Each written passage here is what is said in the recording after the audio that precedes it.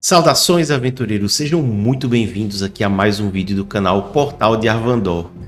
Eu sou o Luiz, né? Eu estou aqui no novo estúdio, né? No estúdio reformado, olhando para cima, porque ainda preciso comprar alguns equipamentos aí para melhorar aqui a nossa experiência aí de gravação para vocês. Mas, conforme prometido, vamos continuando aí a nossa série aí Aprendendo RPG de Storyteller Vampiro à Máscara, né? Então, como parte aí do plano que eu bolei aí pra gente, pra nossa série de vídeos, né? Esse primeiro momento, que é a questão da construção do personagem, em vez de fazer aquele vídeo tradicional de vamos montar, vamos criar uma ficha aqui, eu resolvi fazer um vídeo passo a passo, vários vídeos, né?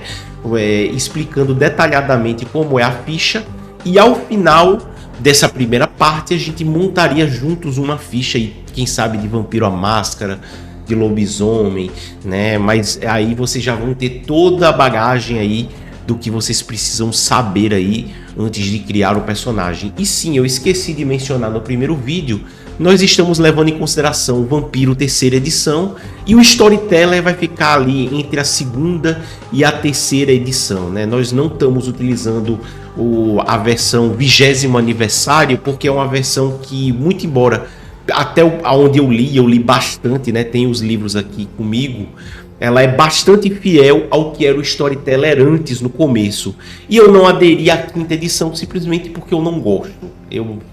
Não é só que eu não gosto, assim, ela é uma edição que vai muito para essa onda aí do woke, de toda essa patifaria aí que a gente vive hoje em dia. Então, o clássico, né, sempre é melhor. É o vampiro que eu aprendi a jogar e funciona muito bem hoje em dia, tá? Muito bem, muito melhor, inclusive, do que, apesar de que traz melhorias interessantes a nova edição, mas a antiga, sob todos os aspectos, funciona melhor, né? Então, eu tô trazendo aqui para vocês, nesse primeiro vídeo, nesse segundo vídeo, né? Vamos falar um pouquinho sobre o cabeçalho da ficha, né? Nós havíamos introduzido no vídeo passado o assunto. Nesse nós vamos falar um pouco sobre o cabeçalho. Mas antes da gente começar, eu peço a vocês que deixem o like aí no vídeo, compartilhe para que mais pessoas possam conhecer aí o nosso trabalho. E caso você não seja inscrito, inscreva-se, ok? Então, eu tenho aqui, conforme ao nosso andamento passado, eu tenho aqui, na verdade, vários cabeçalhos aqui, né? Deixa eu colocar aqui todos eles em um tamanho decente. Deixa eu ver aqui, pronto, tá aqui, ó. Dá pra gente trabalhar aqui bastante, né? Eu vou utilizar esse de vampiro porque ele já tem tudo que a gente precisa. A gente tava falando muito da questão da ficha neutra. A ficha neutra, ela vai ter nome, jogador, crônica, ela vai ter natureza e comportamento e conceito. São esses 6 itens que vão ter. Clã, geração e refúgio, elas são específicos de vampiro, portanto não são da neutra, né? A mesma coisa aqui no mago, você vai ter nome, jogador, crônica, natureza, comportamento e conceito. Em lobisomem está aqui, ó, natureza e comportamento, né? E aqui nome, jogador, crônica e conceito, certo? Eu trouxe aqui para a gente abordar nesse sentido, ok? Então vamos lá falar um pouquinho sobre essa ficha, né? Então, essa primeira parte é uma das partes que eu considero mais difíceis de se montar numa ficha de Storyteller, né? Que é o nome do seu personagem, né?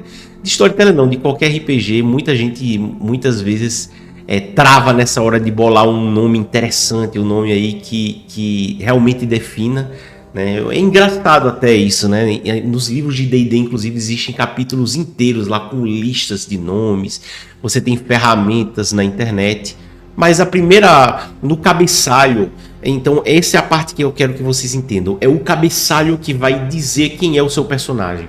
Ele vai dar as diretrizes principais, vai dar a forma do seu personagem, e abaixo do cabeçalho é que você vai detalhar o que você já colocou no cabeçalho, né? Você vai colocar o nome, o jogador, o seu nome, né? Vamos dizer assim que o nome do meu personagem seja Michael, né? Aí eu coloco aqui embaixo Luiz, que é o meu nome, e a crônica. A crônica no Storyteller seria o equivalente a campanha no D&D, né? A aventura no D&D. Por exemplo, nas quintas-feiras nós estamos tendo ali a aventura, a campanha Vale dos Ventos Gélidos, né? Na sexta estamos tendo a do Destro. No sábado nós estamos tendo ali Vecna, a Véspera da Ruína. Isso é o nome da campanha. Em Vampiro a Máscara se chama Crônica, que é o nome da campanha, né? A gente chama Crônica. Aí você vai colocar ali New York by Night, né? Isso aí para citar aí coisas bem típicas de Vampiro a Máscara, New York by Night, esse tipo de coisa, porque é o nome que a gente dá aí para a crônica, né? Depois você vem aí natureza e comportamento. Isso aqui eu vou deixar por último, porque isso aqui é uma parte que eu considero importantíssima na criação do seu personagem, certo? E por fim a gente tem aí o conceito. O conceito seria um título que você vai dar aí para o seu personagem, né? Vamos lá, cientista louco, sei lá, porradeiro, jiu-jiteiro porradeiro. Alguma coisa que você vai usar para definir o seu personagem.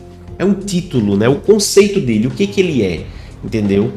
E voltando agora para a questão da natureza e do comportamento, essa parte daí ela é muito interessante, é uma das coisas mais bem feitas que eu já vi ser feitas no Storyteller, né? No RPG como um todo, aliás.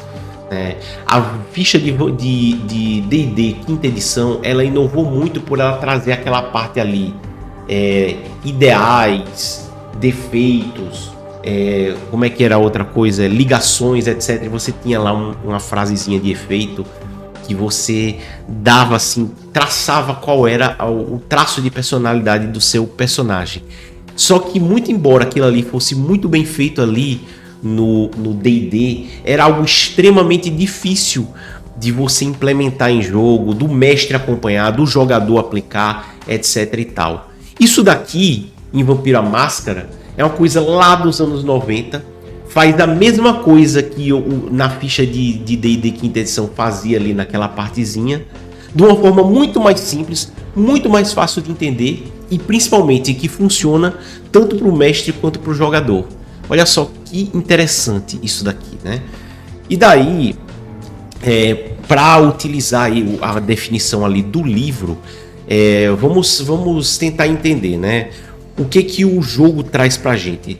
Existe algo, a nossa natureza humana, né? Vamos dizer assim, todos os personagens eles são um pouquinho humanos. Mesmo o vampiro que não é mais humano, ele traz muito do que ele era antes quando era humano. O mago ele é humano também. O lobisomem ele é parcialmente humano. O Changeling ele é em grande parte humano, certo? Então, nós como seres humanos, nós temos a nossa natureza, o que nós somos por dentro.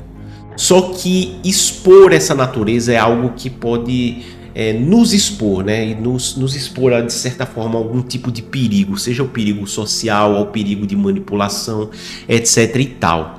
Então, de acordo com as regras de vampiro, e alguns diriam até que com as regras da vida real, nós temos um comportamento que serve para mascarar a nossa verdadeira essência, a nossa verdadeira natureza. Então a gente tem uma natureza, a gente tenta não mostrar essa natureza para nos proteger, para nos blindar, e nós temos um comportamento que serve para mascarar essa nossa verdadeira natureza. Então é essa a ideia. Então quando você coloca natureza e comportamento, você está dando ali uma diretriz de como o seu personagem ele vai se comportar a partir dali, certo? E aí eu trouxe aqui para vocês a lista de naturezas e comportamentos. Tá em mais de uma imagem, né, para vocês verem, né? Tá aqui. Eu acho que são 5 imagens, tá aqui, ó. Por exemplo, aqui está toda a listagem, certo? Natureza e comportamento. Ah, mas o que é natureza e o que é comportamento aqui? Os dois são os dois. Penitente ele pode ser tanto natureza quanto comportamento, né? Não sei, tá aqui aparecendo o negócio do mouse, tá aqui, ó, pronto. Tá aqui, ó. Perfeccionista pode ser tanto natureza quanto comportamento.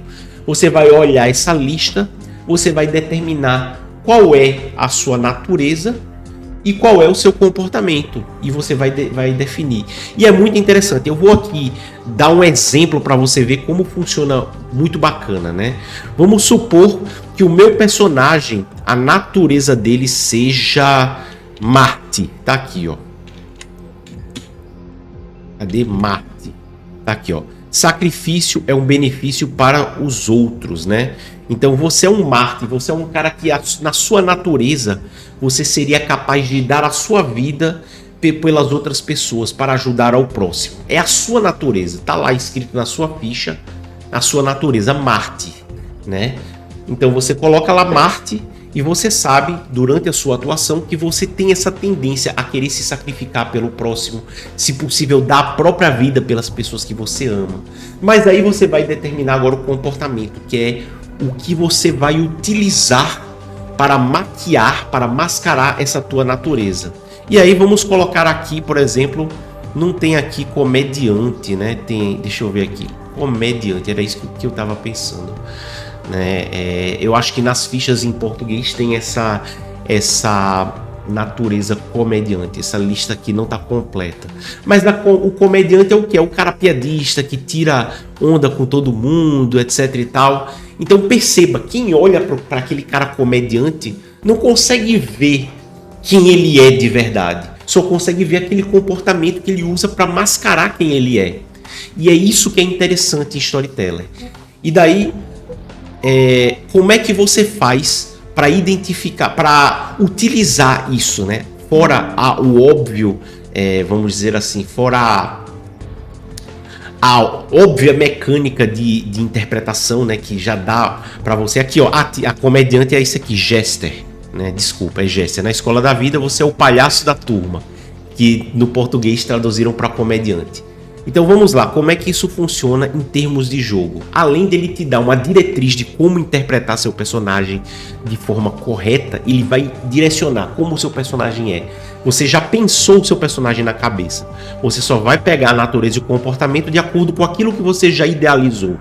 E aí você vai interpretar ali, e ali vai te dar uma diretriz de como o seu personagem vai agir. Em termos mecânicos, cada vez que você interpretar corretamente a natureza e o comportamento do seu personagem, o mestre ele pode determinar que você recupera um ponto de força de vontade. Ah, mas o que é força de vontade? A gente vai ver lá mais pra frente na ficha a parte de força de vontade. Quando eu mencionar força de vontade para vocês, eu menciono novamente esse ponto aqui da natureza e do comportamento. Vai ficar bem amarradinho. Nesse vídeo que eu tô falando do cabeçalho, eu mencionei lá embaixo na ficha, né? Deixa eu trazer aqui a ficha para vocês. Não vou ter, mas eu vou colocar aqui na tela para vocês verem. É lá embaixo que tá a força de vontade. Então, quando você interpreta corretamente, o mestre vai lá, recupera seu ponto de força de vontade. Então, nessa que eu estou falando do cabeçalho, eu mencionei a força de vontade. Quando eu for explicar como funciona a força de vontade, eu vou mencionar natureza e comportamento. Vai ficar bem amarradinho aí o aprendizado de vocês aí de Storyteller.